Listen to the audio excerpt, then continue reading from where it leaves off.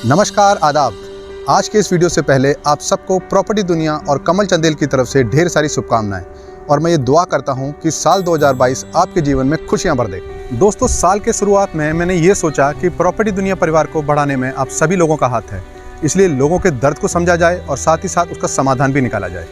और इसलिए आज हम लोगों की ज़िंदगी के उस दर्द के बारे में बात करेंगे जिसके बारे में सोचकर हर वो इंसान दर्द से सहला उठता है जिसने बीते वर्षों में ये दर्द झेला है। जी हाँ दोस्तों, मैं बात कर रहा हूँ फ्लैट में फंसे हुए उन परिवारों की जिन्होंने बीते वर्षों में अपनी खून पसीने की कमाई नोएडा की प्रॉपर्टी मार्केट में लगाई थी, मगर आज भी वो लोग दर बदर की ठोकरें खाने को मजबूर हैं। मगर ना तो उनको पैसा ही मिल रहा है, ना ही उनको फ्लैट। मगर नए वर्ष में मैं आपके लिए एक ऐसा समाधान लाया हूँ जो आपको इन तकलीफ़ों और दर्द से राहत दे सकता है। तो इस वीडियो को अंत तक देखें और जानें आपकी इस ज़िंदगी के प्रॉब्लम का सॉल्यूशन।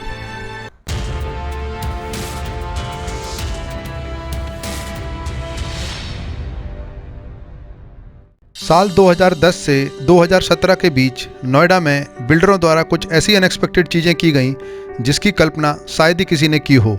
और ये समय उन लोगों के लिए जीवन के एक काले पन्ने की तरह था जिन्होंने उस समय यहाँ बिल्डर से प्रॉपर्टी खरीदी।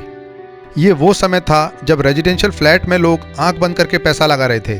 क्योंकि नोएडा की प्रॉपर्टी मार्केट में तब पैसा सालों या महीनों में नहीं बल्कि दिनों में बढ़ता था, और इसलिए अधिकतर लोग 10% की डाउन पेमेंट करके फ्लैट बुक कर लेते थे और कुछ ही दिनों में रेट बढ़ता देख उसे बेच देते थे। मगर लोगों ने ये सोचा कि जब शॉर्ट टर्म में ये फ्लैट इतना अच्छा मुनाफा कमा कर दे रहे हैं तो क्यों ना इनको लॉन्ग टर्म इन्वेस्टमेंट के लिहाज से भी लिया जाए,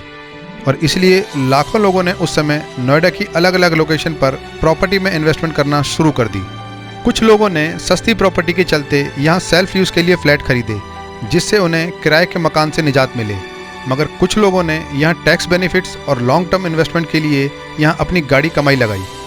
मगर लोगों की इतनी कमाई बिल्डरों को रास नहीं आई, और इसलिए उन्होंने अंडर कंस्ट्रक्शन प्रॉपर्टी पर भी ट्रांसफ़र चार्जेस लगाकर कमाई करना शुरू कर दिया। मगर जब बड़े बड़े ट्रांसफ़र चार्जेस लगाकर भी बिल्डर्स को उतना मुनाफा नहीं मिला जिसकी वो उम्मीद लगा रहे थे,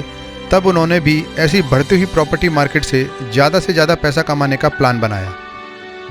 कहते हैं जिस तरह से पानी अपना रास्ता खुद ब खुद खोज लेता है, उसी तरह से इंसान का दिमाग भी पैसा कमाने का कुछ ना कुछ शॉर्टकट ढूंढ ही लेता है, और यहाँ भी कुछ ऐसा ही हुआ। उस समय अधिकतर बिल्डर्स ने लोगों के पैसों को अपार्टमेंट्स बनाने में नहीं बल्कि नई लैंड परचेज करने में लगाना शुरू कर दिया, और एक खरीदार के लिए ये बेहद ही चौंकाने वाली बात थी, क्योंकि ये वो समय था जब रेरा का कानून लागू नहीं था, और इसलिए लोगों के पैसों को दूसरे प्रोजेक्ट में डाइवर्ट करना बहुत ही आसान था। और इसलिए बिल्डर ने भी ये सोचकर नई लैंड परचेज करना शुरू कर दी कि वो नए प्रोजेक्ट लॉन्च करके वहाँ से और ज़्यादा पैसा कमाएंगे। मगर जैसा कि हम सभी जानते हैं कि लालच बुरी बला है, और यही लालच अधिकतर बिल्डर को ले डूबा, और 2010 से 2017 के बीच में जिन बिल्डर्स ने ये कारनामा किया उन सभी बिल्डर्स के प्रोजेक्ट अंडर कंस्ट्रक्शन स्टेज में ही रुकना शुरू हो गए, जिसमें जेपी, आम्रपाली, अर्थ इंफ्रास्ट्रक्चर, सिक्का, cosmic group, 3C company, Parshvanath, शुभकामना और ऐसे ही दर्जनों बिल्डर शामिल थे।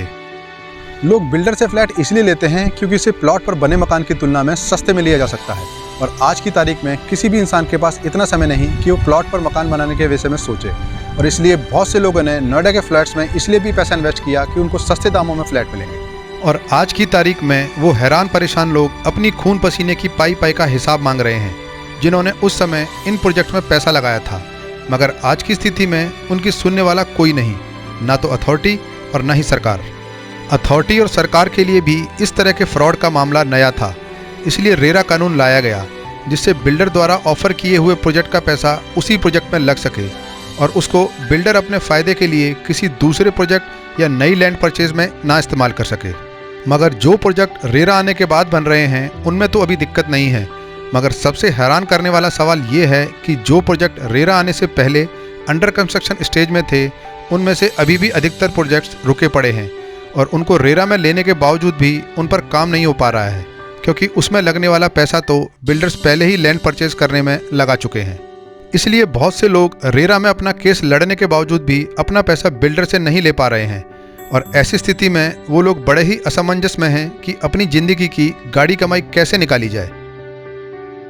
और इसलिए मैंने आपके लिए एक ऐसी लीगल टीम गठित करी है जिसके द्वारा आप अपना पैसा वापस पा सकते हैं। आपको बस नीचे दिए गए लिंक पर क्लिक करके अपनी डिटेल्स सबमिट करनी है कि आपका पैसा कौन से प्रोजेक्ट में फंसा हुआ है। मगर हाँ, मैं आपको कोई भी ऐसी प्रॉपर्टी एक्सचेंज स्कीम ऑफर नहीं कर रहा हूँ जिसे मार्केट में बहुत से बैठे बिल्डर और प्रॉपर्टी मार्केटिंग कंपनीज ऑफर कर रही हैं और आपको चूना लगा रही हैं। जब से मार्केट में बैठे दूसरे बिल्डर्स और प्रॉपर्टी मार्केटिंग कंपनीज को ये पता चला है कि लोग अपना फंसा हुआ पैसा उन स्टक प्रोजेक्ट से निकालना चाहते हैं जिनका कोई भविष्य नहीं है, तो यही मार्केटिंग कंपनीज उनको दूसरे प्रोजेक्ट में शिफ्ट करने का झांसा दे रही हैं